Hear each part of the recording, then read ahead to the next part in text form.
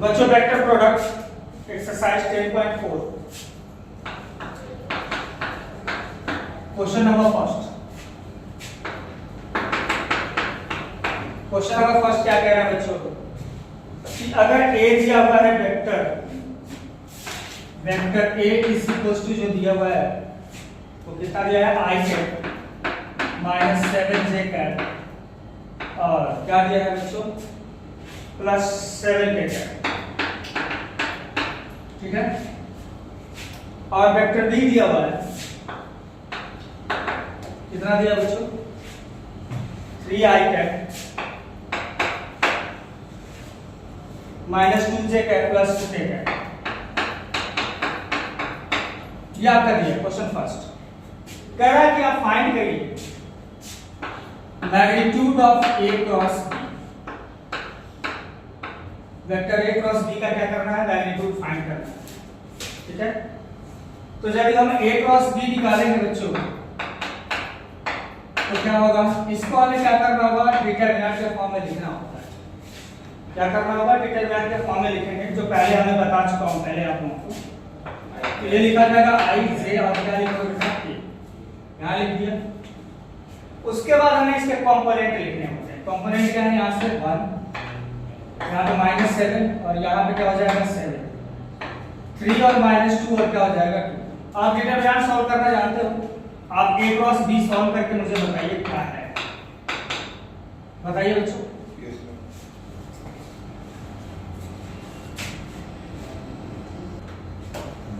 तो आप लोगों का a क्रॉस b कितना आया बच्चों 19, ठीक है, और 19 के का प्लस का 90 के या क्या। अब हमें करना क्या है, इसका मॉड निकालना था। तो a क्रॉस b का अगर मॉड निकालते हो तो व्हाट है अंडर 19 का स्क्वायर और 19 का स्क्वायर। तो ये क्या हो जाएगा बच्चों 19 टेकिंग कॉमन स्क्वायर में तो क्या हो जाएगा, यहाँ पे 2 बच जाएगा। इसका रूट बाहर आ जाएगा, कितना हो जाएगा 19 अंडर रूट 2। आपका क्या हो जाएगा, इसका मॉड आ जाएगा बच्चों। लो मॉड समझ आ गई। देखो बच्चों आपका पहला दिया हुआ है कि a is equals to 3i plus 2j plus of the 2k और b दिया है i plus 2j और minus 2k। Question number 2 10.4। अब इसमें कह रहा है कि आप क्या करो कि a plus b and a minus b इन दोनों के ना परपेंडिकुलर एक यूनिट वेक्टर पता है इन दोनों के। तो भाषा ये समझ लो कि इनका यूनिट वेक्टर निकलेगा कैसे, इनके परपेंडिकुलर, यानी a प्लस b के भी परपेंडिकुलर और a माइनस b के परपेंडिकुलर। हमने क्या आपको बताया कि भाई अगर a क्रॉस b निकालते हो तो इसका डायरेक्शन कहां जाता है, डायरेक्शन कहां जाता है भाई, घर पे पढ़ते लिखते तो नहीं।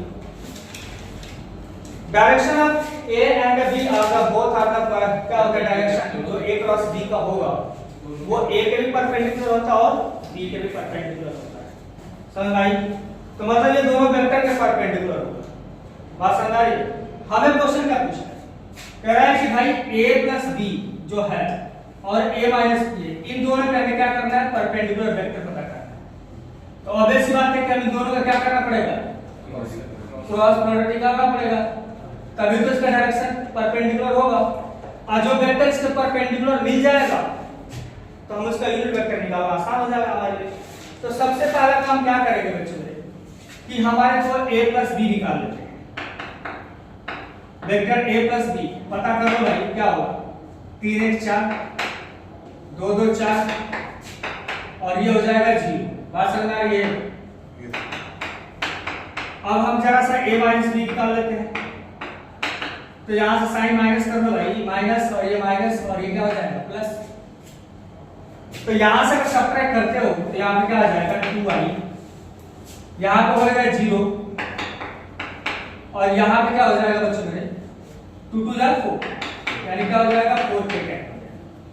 तो चल ये हमारा a प्लस b निकल गया और a माइनस b। हमें a प्लस b को हम क्या करते हैं, कोई वेक्टर u ही रिलेट कर सकते हैं। इसको मान लेते हैं वेक्टर क्या बेटा u रिजल्टेंट, इसको मान लेते हैं क्या बेटा हम लोग v। समझ आ गई?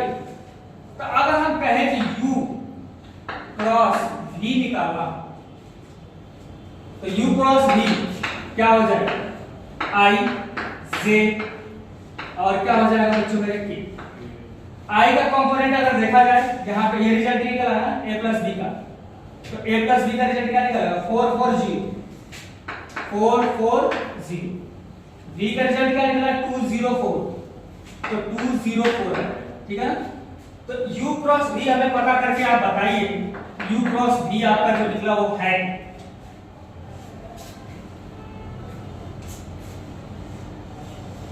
अब जरा ध्यान देना बच्चों, इसका निकला 16i माइनस कितना 16j और माइनस 8। बात क्लियर है? बात तो क्लियर है? क्या क्या निकला u क्रॉस v, मतलब इसका दोनों का क्रॉस प्रोडक्ट निकालेंगे। इसका जो डायरेक्शन आएगा u क्रॉस v का, वो किसके परपेंडिकुलर होगा? इसके यूनिट वेक्टर के। हैं? यूनिट वेक्टर के। नहीं, मैंने क्या बोला कि हमने समझाया था तुम लोगों को कि भाई अगर इन दोनों का i क्रॉस j निकालते हो तो इसका डायरेक्शन क्या होगा? मतलब इसके परपेंडिकुलर होता है इन दोनों के। तो ऑब्वियस सी बात है कि यहाँ पे u क्रॉस v निकाले तो इसका जो डायरेक्शन मिलेगा इन दोनों में क्या होगा? परपेंडिकुलर। इन दोनों का परपेंडिकुलर मतलब a प्लस b के और a माइनस b का परपेंडिकुलर है ये। तो क्योंकि इसको u माना हूं, इसको तो ये परपेंडिकुलर वेक्टर मिल गया। अब हमें क्या करना है? यूनिट वेक्टर पता करना है। तो यूनिट वेक्टर क्या होगा बच्चों मेरे? तो यूनिट वेक्टर को हमें क्या करना है? किसी भी वेक्टर को उसके मैग्नीट्यूड से क्या कर दो? डिवाइड। किसी भी वेक्टर को उसके मैग्नीट्यूड से क्या करते हैं? डिवाइड। तो ऑब्वियस सी बात है कि हमारा u क्रॉस v जब निकला है u क्रॉस v, तो divided by magnitude of u cross v निकालेंगे। तो ये हमारा बन जाएगा क्या बच्चों? 16i minus 16j minus of the 8k divided by under root, magnitude तो सभी को पता है, 16 का स्क्वायर प्लस 16 का स्क्वायर प्लस 8 का स्क्वायर। इसको सॉल्व कर दोगे बेटा तो हमारा क्या निकल जाएगा? यूनिट वेक्टर निकलेगा। किसके परपेंडिकुलर? a प्लस b के भी और a माइनस b के भी। हम हर वक्त यही बात बोल रहे हैं कि जब किसी भी दो वेक्टर का क्रॉस प्रोडक्ट निकालते हो तो उसकी जो डायरेक्शन होती है उन दोनों वेक्टरों में क्या होती है? परपेंडिकुलर होती है। ये याद रखना। और उन्होंने पूछा था कि आप यूनिट वेक्टर बताओ, तो जब हम परपेंडिकुलर वेक्टर पता कर लिए हैं तो यूनिट वेक्टर बनाना तो आसान है ना। तो यूनिट वेक्टर इसका निकाल देंगे। नोट करो भाई।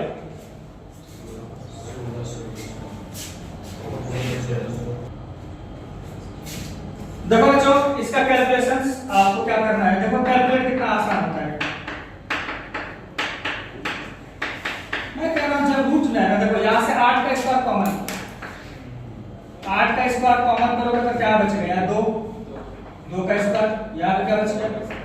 2 का स्क्वायर, यहां पे क्या बच गया? 1, तो 1 का स्क्वायर 1, चल 8 का स्क्वायर बाहर आ जाएगा, 69 माइनस 16j और माइनस 8k, तो ये 8 को बाहर आ जाएगा रूट से। अब ये रूट के अंदर क्या बचेगा? 4 4 8 8 1 9, और 9 का रूट कितना होता है? 3, तो बाहर आ जाएगा 3, तो 3 को बाहर कर दो। अब आपको समझ में आ गया? अब सबको अलग अलग डिवाइड कर दो। यह आपका आ गया यूनिट वेक्टर। समझ आ गया? नोट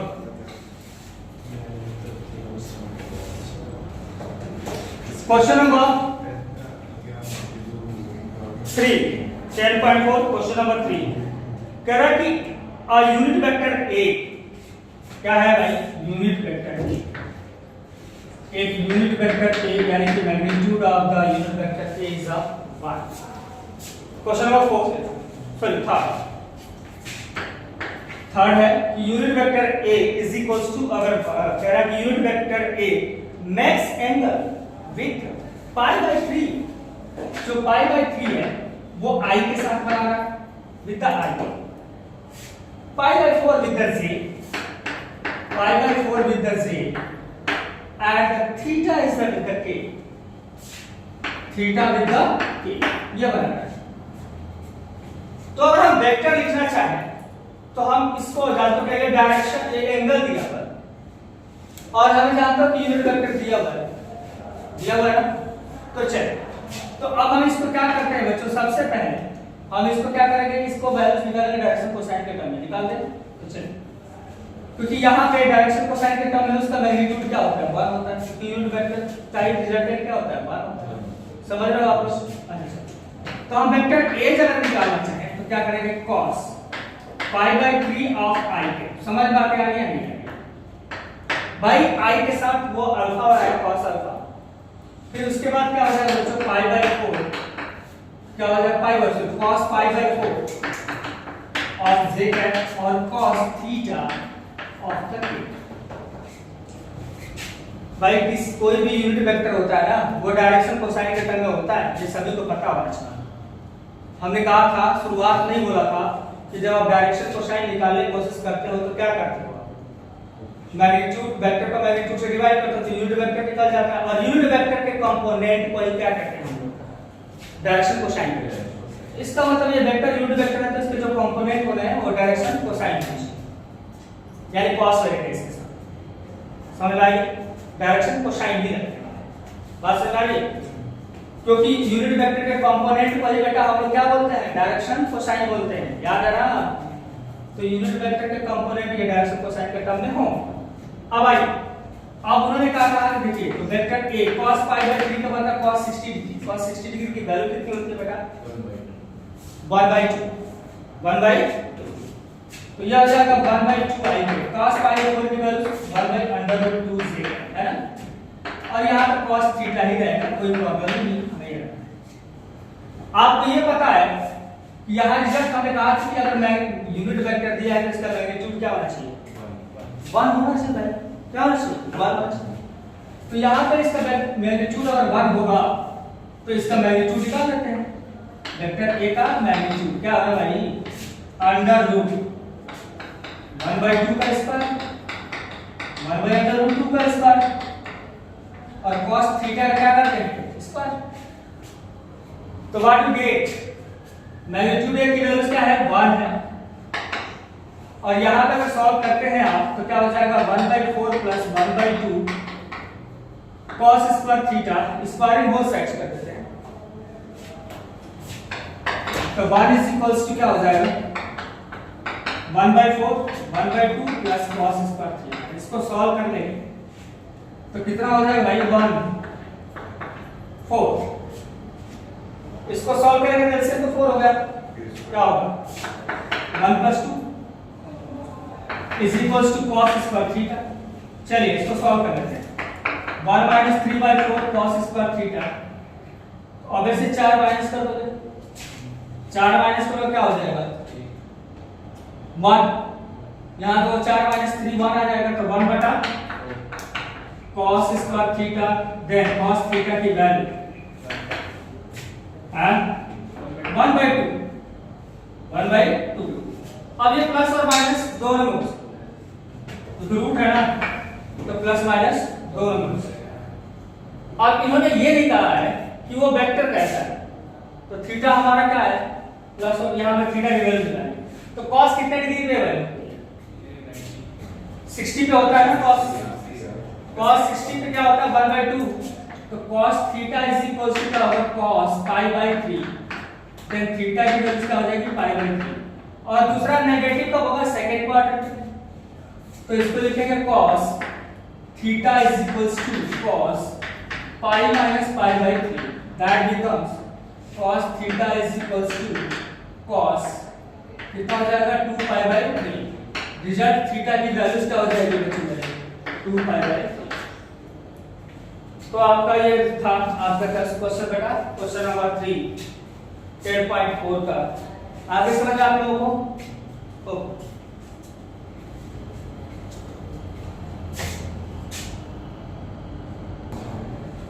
देखो बच्चों क्वेश्चन क्या है, a - b cross a + b = 2 cross a + b, ये आपको प्रूफ करना है।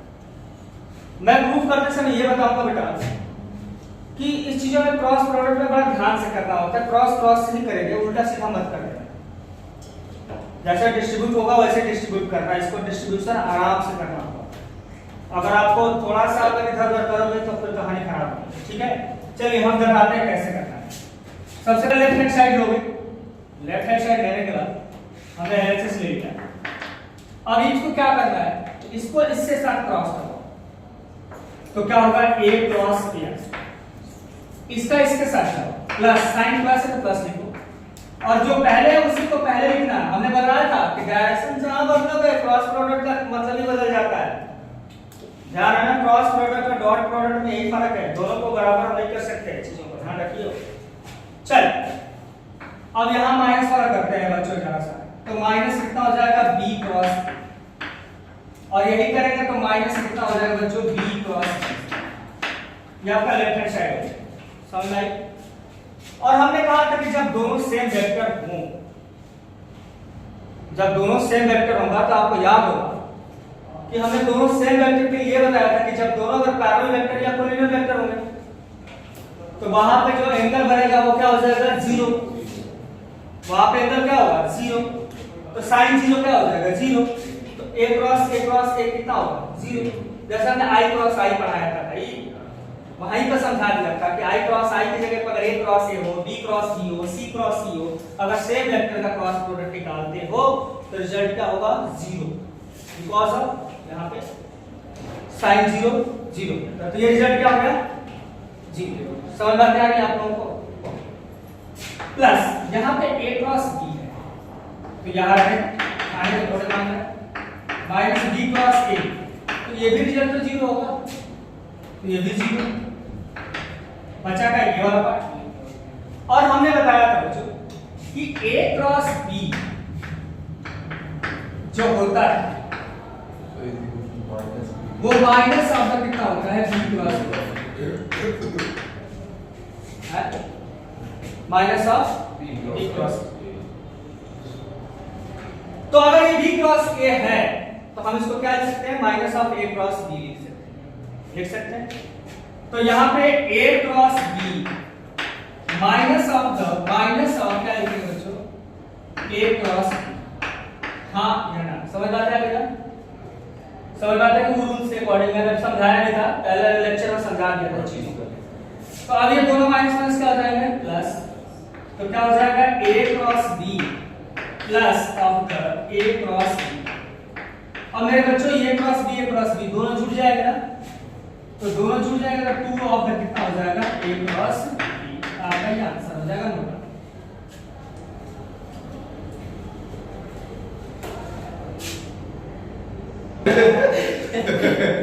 चलो चलो चलो बच्चों मेरे चलो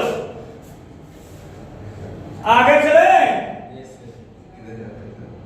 आगे चले। ये क्वेश्चन है क्वेश्चन नंबर 5, और ये कह रहा है मेरे बच्चों कि आप यहाँ लैम्डा और म्यू की वैल्यू फाइंड करें यदि क्रॉस प्रोडक्ट, तो क्रॉस प्रोडक्ट है तो आपको सबको पता है कि हम क्रॉस प्रोडक्ट निकालेंगे कैसे, i j और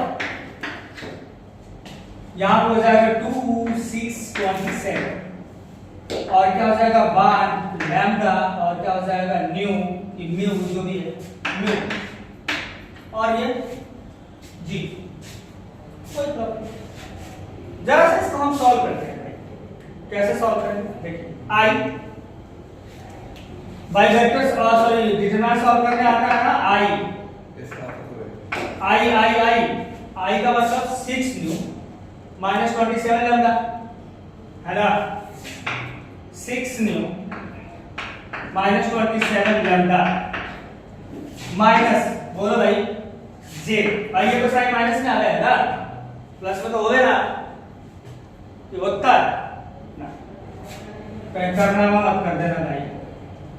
चलो यहाँ पे देखो, हाँ सुन लो, ये डिलीट तो 2 mu is equal to 27, 2 mu is minus 27 और आ जाते हैं plus k cap, k cap में जैसे ही आएंगे तो ये डिलीट बचा कितना 2 lambda minus 6, 2 lambda minus is equals to 3। अब भाई ये तीनों कंपोनेंट का रिजल्ट 0 होने का मतलब है ना कि पूरा वेक्टर ही क्या होगा 0 होना चाहिए, जीरो कंपोनेंट होना चाहिए। मतलब कि यहाँ पे क्या हो जाएगा 2 लैम्डा इज 6 तो लैम्डा की वैल्यू क्या हो जाएगी 6/2 और नहीं इतना नहीं समझ आ रहा है 2 lambda minus 6 is equal to 0 क्योंकि ये 0 ये 0 ये 0 होने चाहिए, ये होने चाहिए ना। तो यहाँ पे क्या हो जाएगा 2 लैम्डा इज इक्वल टू 6 तो लैम्डा की वैल्यू क्या हो जाएगी 3 आ जाएगी, लैम्डा की वैल्यू 3 और 2 न्यू इज इक्वल टू भाई मेरे 2 न्यू इज इक्वल टू 27 तो न्यू की वैल्यूज क्या हो जाएगा 27 भाई क्या हो जाएगा। एनी प्रॉब्लम इसको नोट करो भाई।